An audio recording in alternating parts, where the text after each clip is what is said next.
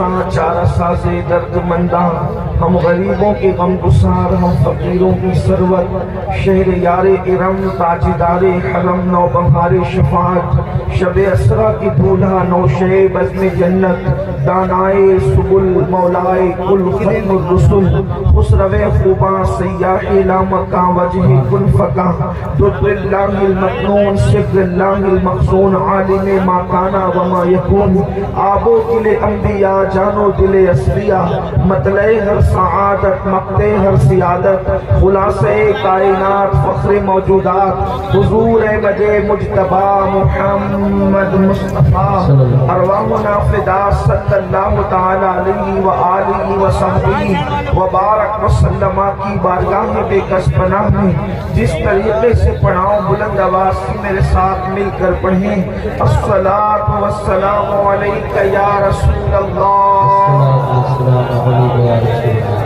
اور بلند آواز سے مجمع جتنا ہے، اگر آواز اتنی بلند ہو تو کیا بات ہے، الصلاۃ والسلام علیک یا نبی اللہ،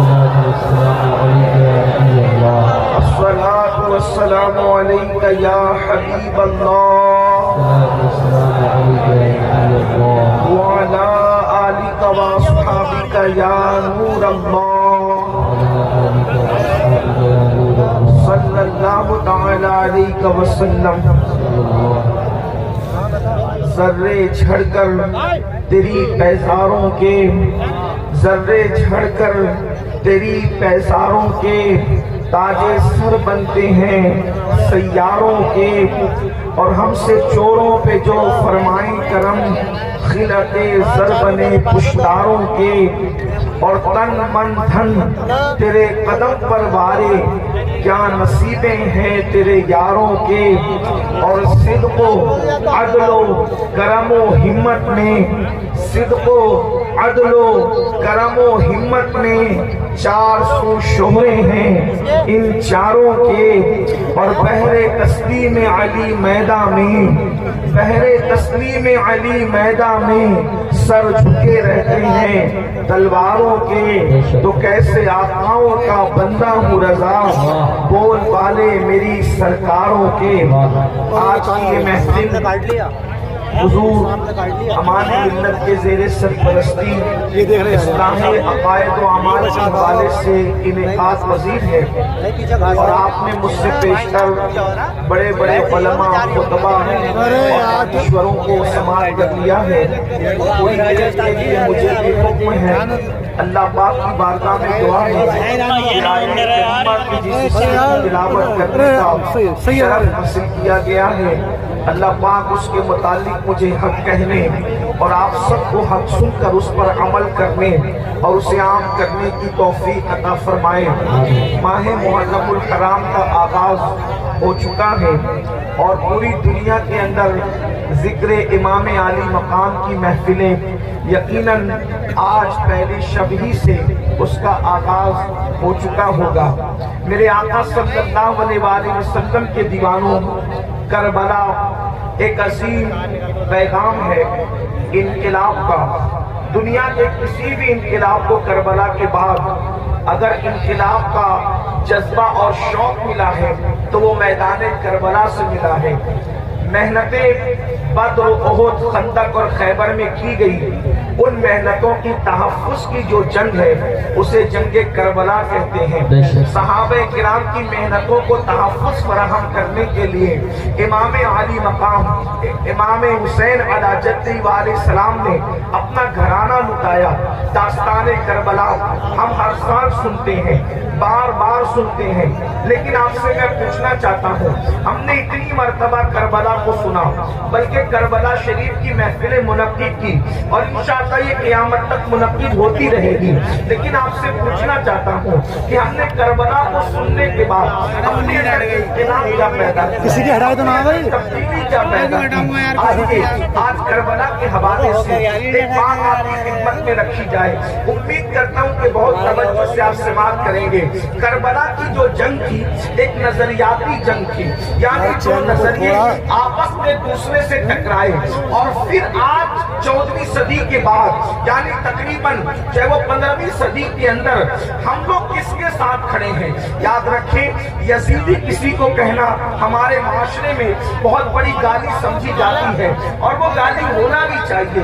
یاد رکھیں یزیدی بھی اگر اس کو یزیدی کہہ دیا جائے تو وہ چڑ جاتا ہے. یعنی کہ یزیدی بھی جو قلبی طور پر یزیدی ہے وہ اپنے آپ کو یزیدی کہلانا گوارا نہیں کرتا.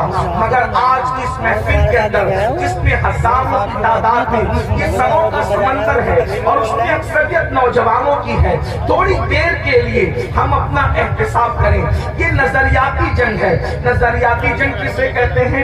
اللہ اکبر. یعنی دو شخصیتیں نہیں بلکہ دو نظریے آپس میں ٹکرائے اور نظریے کے لیے جنگ کی گئی. تو اس میں ہم کس کے ساتھ کھڑے ہیں؟ ایک ذات ہے سیدنا امام حسین کی. یہ بات بھی آپ سے کہہ دوں, حسین صرف چند فٹ کے کسی شخصیت کا نام نہیں ہے, حسین مکمل نظریے کا نام ہے. حسین جو ہے یہ مکمل فکر کا نام ہے. حسین پاک ایک مکمل انجمن کا نام ہے. حسین پاک جو ہے وہ مکمل ایک مسلک کا نام ہے. حسین پاک اللہ اکبر جہد مسلسل کی دعوت پہن کا نام ہے. حسین پاک اللہ اکبر غیرتوں کی آبرو کے تحفظ کا نام ہے. حسین پاک اسلاف کی محنتوں کے تحفظ کا نام ہے. تو ہم لوگ کس کے ساتھ کھڑے ہیں؟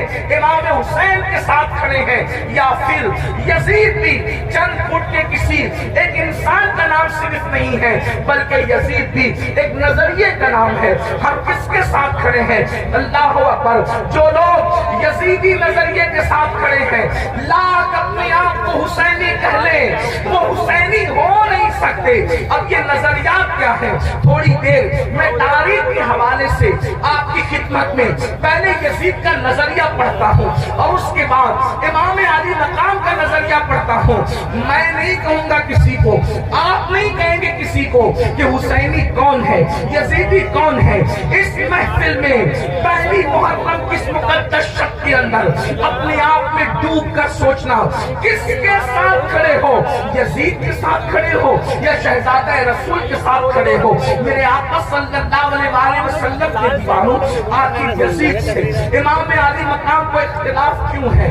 امام اس سے اختلاف کیوں کرتے ہیں؟ اس کی وجہ یہ ہے کہ یزید جو ہے وہ دین یعنی جس میں صرف نماز ہو اور وہ بھی نماز صرف نام کو نماز ہو, روزے صرف نام کو ہو, حج صرف نام کا ہو, زکات صرف نام کی ہو, صدقات و خیرات صرف نام کے ہو. یعنی چند ٹوپیاں داڑیاں بظاہر یہ دیکھنے کی چیز ہو.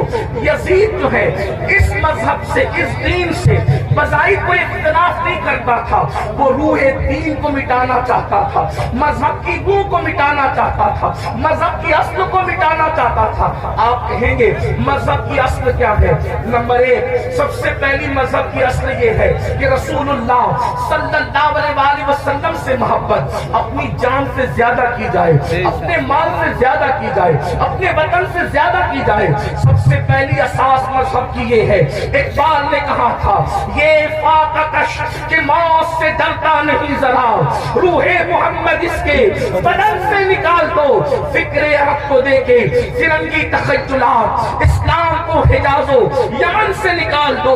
وہ رسول اللہ کی عقیدتیں, وہ رسول اللہ کی محبتیں, وہ رسول اللہ کا پیار. اللہ اکبر. نبی کا نام تو لیا جائے لیکن احترام وہ نہ ہو جو صدیق اکبر کے قلب میں تھا, جو فاروق اعظم کے دل میں تھا, جو عثمان غنی کے دل میں تھا, جو مولا علی کے دل میں تھا, جو سعد, سعید, طلحہ, زبیر, ابو عبیدہ ابن الجراح, بلال حبشی, ابو ہریرہ, خالد ابن ولید کے دل میں تھا. اللہ اکبر. یعنی کہ حضور علیہ السلام کی شخصیت ایک عام انسان کی طرح رہ جائے.